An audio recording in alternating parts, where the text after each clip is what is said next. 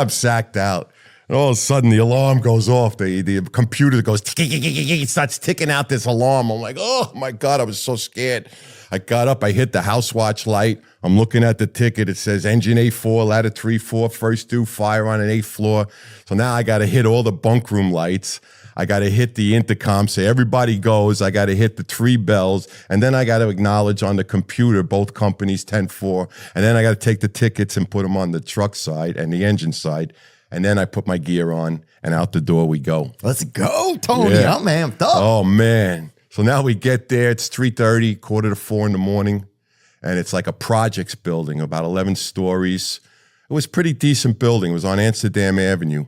And so we're the forcible entry team. Me, my lieutenant, who was this salty guy from the Bronx, Spinelli. He was like he was the war days, back in the 60s and the 70s. How salty? Salty means, Oh, yeah. Yes, he was salty. Yeah, gout. Burly mustache, unruly hair. Gout in his smile, It's huh? all bent and burnt, Yeah, dude, definitely. Great guy, though. Yeah, it's like he was raised in an ashtray. Oh, yeah. Oh, this guy, yeah. So the forcible entry team's a can man, an irons man. He's got an axe and a Halligan, and the boss. And we're the 3 guys. So now we go into the lobby door, and we hit all the buzzers, 3:30 in the morning. And there's people in there sleeping. Yeah, no, they're in there. So all of a sudden they start, who is it? Who is it? And you're like, fire department, open the door, fire department. So they buzz you in. Now they go in the lobby, nothing's showing, nobody's bailing out, So I'm like, I don't know. So this might not be it. Take an elevator to the 7th floor because the fire was on the 8th floor. So we get to the 7th floor, and you never take the elevator to the fire floor for obvious reasons. So we take it, and we take the stairs to the 8th floor. And we get in this hallway, and now it's like a big projects hallway. I don't know if you ever seen one of them, but they're painted green, and they got like fluorescent lights, and it's long. So we go to all the doors, and we stick our noses in the jams, trying to smell smoke. We don't smell nothing. So the boss says to my friend Jimmy, the Duke, he says, go up to the next floor and check it out. Calls down the battalion, says, yeah, we got nothing showing on the 8th floor. We're going to check out the 9th floor. So with that, now we go into the hallway, and my friend is on the top of the stairs, and he says, Lou, I think we got something. So I'm like, oh, shit, this is it. I'm in this project hallway, 3:45 in the morning. I'm running up the steps with my hook and everything, and I said, the boss says, well, what do we have? And the Duke opens this door, and I was like, oh, my God, if there was a gate to hell, this was it, okay? Black, shimmering smoke that looked like satin curtains just going in all different directions. And my first thought was, no way we're fucking going in there, right? I see these guys. Hey, look, let me see a 2-bedroom. Yeah. This won't work for us. Yeah. They're pulling their boots up, and they're putting they're turning the air bottles on and everything. I'm like, oh, shit, this is it. So now we're getting down on our hands and knees, and the Duke tells me, you hold my coat, okay? And I'm like, yeah, sure, I'm holding your coat. So you're behind him crawling? I'm behind the Duke. The boss goes in first, like this black abyss we just crawl into on the floor. What are y'all looking for? The fire apartment. We got to find it. Oh, so this is just the hallway? The hallway. Oh, I thought somebody left their door open. Pull up that hallway you had, Nick. Is that the one from the actual building? Oh, this is a general one. Yeah, I know what you're talking about, though. It's narrow hallways. Narrow hallways, long green. Yeah, look at that color, yellowish green. That looked just like that. Oh, God. So now we're on our hands and knees, and I'm got his coat. I got the can on my back. I got my mask on, and we're in total blackness. And I'm crawling down like 100 feet. And I'm saying in my mask, what the fuck am I doing here? Yeah. This is fucking crazy. I'm never going to do this again. I felt so helpless. And what am I going to do? It's pitch black. We're crawling in a hallway we've never been before. Yeah, dude. Oh, yeah. So we crawl up, and then all of a sudden the Duke stops, and he says, we're at the fire door. And I'm like, oh, okay. Can't see nothing. Yeah, it almost seems like some kind of sex trafficking or something. Yeah, whatever's going on, it sounds kind of out of sorts, It's out of sorts. Anyway, so carry on. Sorry. So it's something that I'm quitting in the morning. Done. I swear to God, I was quitting. I was like, what are we going to do in here? We can't see. I'm on the ground. So finally we crawl in, and I crawl in, and I hear the boss. He's up ahead of us in the apartment already. He says, bring the can in here. So now I crawl past the Duke. I'm on my hands and knees, and about 10 feet up, I see the boss on his knees with a glow of the fire. He goes, "You see the fire? It's to the left." And I look, and there's a room on fire. It looks like cotton candy. The flames are like all over the place. And how much is it protecting you? How much is your suit protecting you at that point? Nah, nothing. Nah. What? Nah, Dude, didn't take it off, bro. Yeah, no, they're just coats, to keep you warm, basically. They got your leather helmet on. Keep you warm.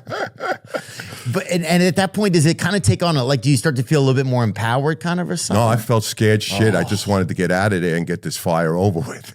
So now I see him and he says, "Do you see the fire?" And I look to the left and I said, "Yeah, I see the fire." I'm in this mask, And he says, "Hit it with the can." I got the can and I'm on my knees and I go to hit it and nothing comes out. Oh. I hit it again, nothing comes out. I didn't have air in the can. It's like a total fuck up for a You should have put it in there? That's my fuck up. Oh, my first job.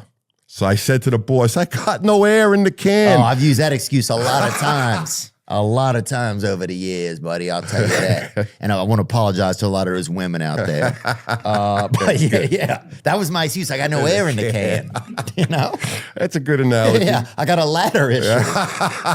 But go on. Fully extended. Fuck, you must have been embarrassed, huh?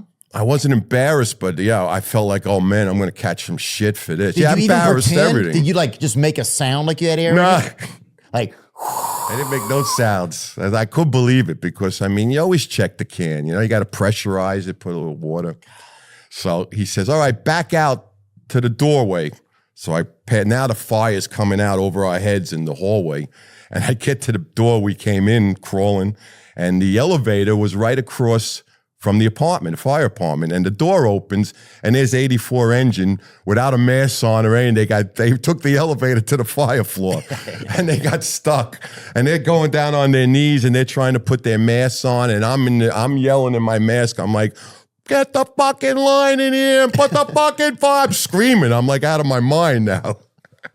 So finally, they get in the line. Now it's black again, and the line is the hose. The hose, okay. And it's all asses and elbows now in this hallway. That's what we call organized confusion. And everybody, so they're bringing the line past me. I see him get up to the room, and the boss says, "There's the fire to the left."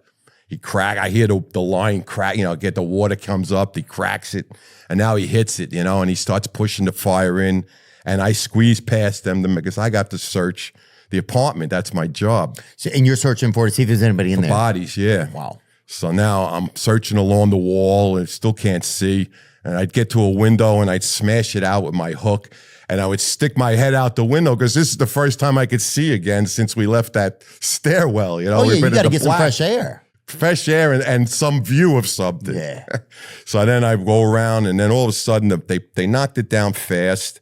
And I run into the Duke, the Irons man. He's like, "Yo, Proby, you broke your cherry, man. Congratulations." And I was like, wow. I took my mask off. It was kind of like still gray smoke and steamy, but it was better than the mask, because that was so confined. So I said, "Yeah, Jimmy," I said, "my first fire, but this might be my last fire." I said, "I don't know if I'm doing this again." And there we were. We overhauled the apartment, and we threw the mattress out the window. We took everything out. Throw the street down into the street. And who's down there catching that? Or you just hitting whoever? That's free. Back then, nobody. Who gives a shit? Yeah. Just hopefully nobody's down there. Yeah, you yell out, "Look out!" And then you throw the burning mattress out the window. Dude. Oh shit! I'll throw my ex-wife out that bitch. Let's take that out. Let's take that out.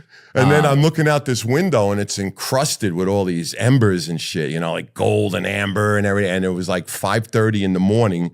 And the Manhattan skyline was turning purple. So I had all this beautiful thing I was looking at. I was like, wow, this is some sight, Excuse me. Yeah. While I kiss the sky. Yeah, it was definitely rock and roll, man. I was like, yeah. So now I had to get back, and I put the air in the can when I got back, changed all the masks and everything. Now I had to go up and see the boss, and take my medicine. So I walk up to the truck office, and I knock on the door. It's open. And he says, "Yeah, come in." And he's wiping his face down with a towel. He just came out of the bathroom. I said, I made like puppy eyes. I said, "Lou, I'm sorry about not having air in the can." And he's like wiping his face. He goes, "Yeah, don't worry about it, kid. Shit happens." And I was like, oh, wow, thank you. I was 23 years